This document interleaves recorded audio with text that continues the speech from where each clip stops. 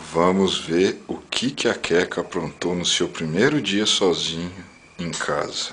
Queca, Queca, ali ela. Fala oi. Vem, vem, vem, vem. Primeiros vestígios. Estou vindo do banheiro. Larga meu pé. Olha o que ela aprontou.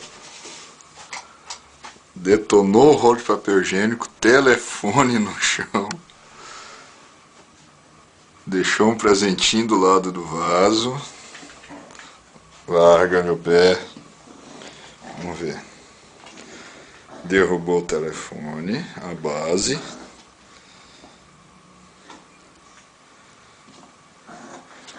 Outro presentinho do lado do som.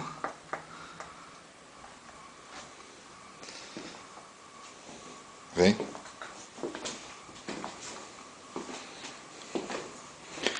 Fala oi para os seus fãs, Queca. Fala, fala oi, fala. O brinquedinho dela espalhado. Vamos ver a cozinha.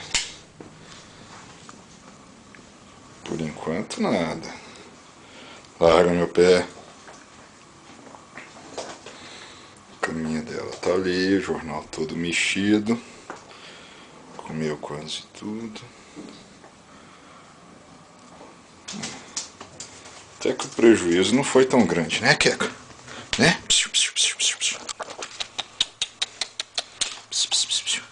Foi só um rolo de papel higiênico e um telefone em cima do mijo, né? Não é isso?